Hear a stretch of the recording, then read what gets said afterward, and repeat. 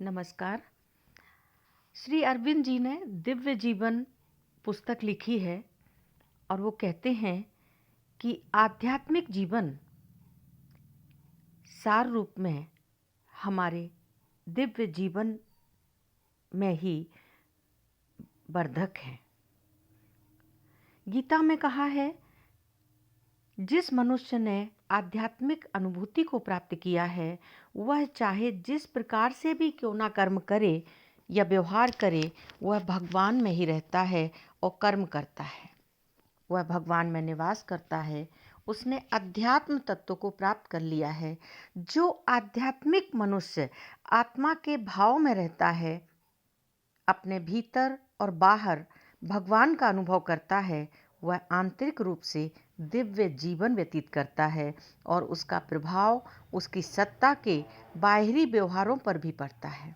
चाहे वह व्यवहार पार्थिव प्रकृति के इस जगत में मानव विचार और कर्म के साधारण उपकरण से परे न पहुँचे हों, दिव्य जीवन का यह सार मर्म है। दिव्य जीवन, डिवाइन लाइफ। आध्यात्मिक विकास के दृष्टिकोण से यह आध्यात्मिक जीवन अपरिवर्तित पर्यावरण वाली सत्ता में केवल व्यक्तिगत मुक्ति और सुपूर्णता रूप होगा। स्वयं पार्थिव प्रकृति में ही किसी महत्तर क्रियात्मक परिवर्तन के लिए समग्र पूर्णता और दिव्य जीवन के संबंध में जो हमारी धारणा है, उसके अनुसार जीवन और कर्म के संपूर्ण तत्व एवं उपकरण का आध्यात्मिक परिवर्तन, सत्ता की नवीन व्यवस्था का और नवीन पार्थिव जीवन का प्रकट होना आवश्यक है। यहाँ विज्ञानमय परिवर्तन प्रमुख महत्व ग्रहण करता है। इससे पहले जो कुछ होता है उसे संपूर्ण प्रकृति के इस तत्वांतरकारी प्रत्यावर्तन के लिए पूर्व निर्माण और तैयारी के रूप में मानना चाहिए। क्रियात्मक जीवन का वह विज्ञानमय प्रकार ही है जो पृथ्वी पर दिव्य जीवन की परिपूर्णता है। यह जीवन एक ऐसा प्रकार है जो भौतिक सत्ता में चेतना को सक्रिय करने के लिए विश्व ज्ञान और विश्व कर्म के उच्च कोटि के उपकरणों का विकास करता है। भौतिक प्रकृति के जगत के मूल्यों को ग्रहण करके उनका रूपांतर करता है। अब यह पूर्णता क्या है? समेकीकृत पूर्णता, सत्ता में, सत्ता की चेतना में, सत्ता की शक्ति में, सत्ता के आनंद में पूर्ण होना और समग्र रूप से इस पूर्णता में निमग्न रहना दिव्य जीवन है। ये वैश्व रूप होना क्या है? सबकी सत्ता में अपनी सत्ता को और सबको अपनी सत्ता के भीतर अनुभव करना, सबकी चेतना की चेतना रखना, वैश्व शक्ति के साथ अपनी शक्ति में समेकित होना, समस्त कर्म और शक्ति को अपने भीतर धारण करना और यह संप्रतीत करना कि ये सब मेरे अपने हैं। समस्त आत्माओं को अपना आत्मा जानना, सत्ता के समस्त आनंद को अपनी सत्ता का आनंद अनुभव करना, समग्र दिव्य जीवन की आवश्यक अवस्था है। ये तो हुआ विश्वरूप होना। और ये विश्वातीत होना क्या है? अपने वैश्व भाव की पूर्णता और स्वतंत्रता में विश्वात्मक होने के साथ साथ मनुष्य को विश्वातीत भी होना चाहिए। शरीर की चेतना का अतिक्रमण करना, शरीर को आत्मा के एक उपकरण, एक साधारण बाह्य विरेचन के रूप में ग्रहण करना, ये दिव्य जीवन की पहली अवस्था है।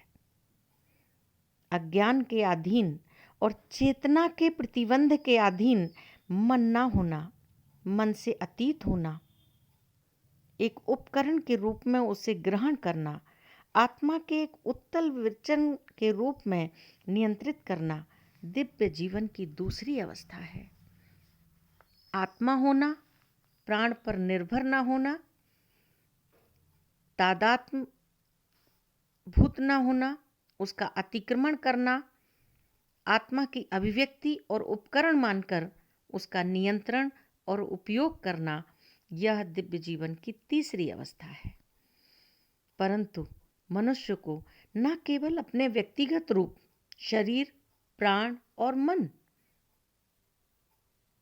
अपितु विश्व के रूप से भी अतीत होना चाहिए। कारण ऐसा होने पर व्यक्तिगत सत्ता या विश्व सत्ता अपने सच्चे स्वरूप और पूर्ण सामंजस्य को प्राप्त करती है। व्यक्ति को परम दिव्य परमार्थ तत्व में प्रवेश करना, उसके साथ अपना एकत्व स्थापित करना, उसमें निवास करना, आत्मरचना होना चाहिए। यह विश्वातीत होना है। अब हमारे कर्म में वह स्वभाव किस प्रकार से हम अनुभव करें। विज्ञानमय प्राणी में कर्म का प्रारंभिक पृथककारी अहंकार नहीं रहता।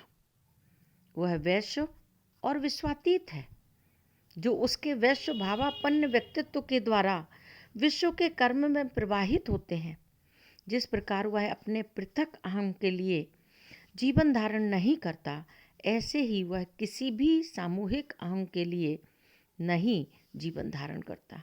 वह अपने भीतर विद्यमान भगवान में और भगवान के लिए, भगवान में और भगवान के लिए, समस्त प्राणियों में विद्यमान भगवान में और भगवान के लिए अस्तित्व रखता है।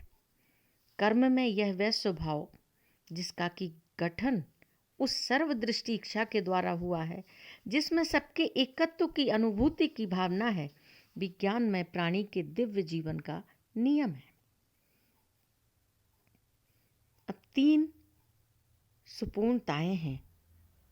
जब दिव्य जीवन के संबंध में हम चर्चा करते हैं तो उससे हमारा पहला अभिप्राय होता है व्यक्तिगत और आंतरिक पूर्णता के प्रति प्रेरणा की यह आध्यात्मिक समसिद्धि पृथ्वी पर पूर्ण हुए जीवन की यह पहली मूलभूत अवस्था है।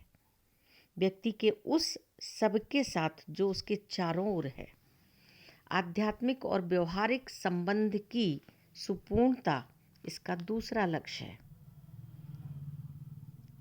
पृथ्वी पर विद्यमान समस्त जीवों के साथ पूर्ण वैश्वभाव और एकत्व, विज्ञानमयी चेतना और प्रकृति में विकास का यह अन्य सहगामी परिणाम है। तीसरी आवश्यक वस्तु वह है एक नवीन जगत, मानव जाति के संपूर्ण जीवन में परिवर्तन, कम से कम पार्थिव प्रकृति में एक नवीन सुपूर्णता प्राप्त सामूहिक जीवन। इसके लिए आवश्यकता है न केवल ऐसे पृथक पृथक विकसित व्यक्तियों की प्रकट होने की जो अविकसित मानव समूह में कार्य करते हों, अपितु ऐसे बहुत से विज्ञान भावापन्न व्यक्तियों के प्रकट होने की जो ऐसी नवीन प्रकार की सत्ताएं रखते हों और ऐसा नवीन सर्वमान्य जीवन रखते हों जो वर्तमान व्यक्तिगत और सर्वमान्य जीवन से उत्कृष्ट है। अब यहाँ पर एकता, पारस्परिकता और सामंजस्यता इसकी आवश्यकता है। एकता विज्ञानमयी चेतना का आधार है। पारस्परिकता उस चेतना के विभिन्नता में एकता के साक्षात ज्ञान का स्वाभाविक परिणाम है और सामंजस्यता इस चेतना की शक्ति की क्रिया का अनिवार्य बल है। इसलिए एकता, पारस्परिकता और सामंजस्य सामूहिक विज्ञानमय जीवन का अपरिहार्य नियम होना चाहिए। अनेक व्यक्तियों में सर्वथा नवीन चेतना की आवश्यकता है। अपनी संपूर्ण सत्ता का, अपनी मानसिक, प्राणिक और भौतिक प्रकृति सत्ता का रूपांतर जिसने किया है, जो सर्वथा नवीन चेतना प्रकट करता हो। विकास प्रवृत्ति को केवल नवीन प्रकार के मनोमय प्राणियों को ही सृष्ट नहीं करना चाहिए, अपितु दूसरे प्रकार के ऐसे प्राणियों को सृष्ट करना चाहिए, तैयार करना चाहिए, जिन्होंने अपनी संपूर्ण सत्ता को वर्तमान मनोमय पशु भाव से ऊपर पार्थिव प्रकृति के एक महत्तर आध्यात्मिक स्तर पर आगे जो बढ़ा हो।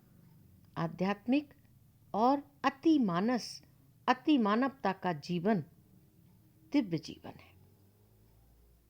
विज्ञानमय प्राणियों का ऐसा जीवन जो विकास को उच्चतर अति मानस अवस्था में ले जाए, दिव्य जीवन कहा जा सकता है। कारण वह भगवान में जीवन होगा। दिव्य जीवन कैसा होगा? ब्रह्ममय होगा। भौतिक प्रकृति में अभिव्यक्त आध्यात्मिक दिव्य ज्योति, दिव्य शक्ति, दिव्य आनंद के प्रारंभों का जीवन होगा। दिव्य जीवन मनोमय मानव स्तर का अतिक्रमण कर जाता है, इसलिए इसे आध्यात्मिक और अति मानवता का जीवन कहा जाता है। दिव्य जीवन इस जीवन का लक्ष्य है, उद्देश्य है। दिव्य जीवन से आनंद प्राप्त होता है। ओम शिव।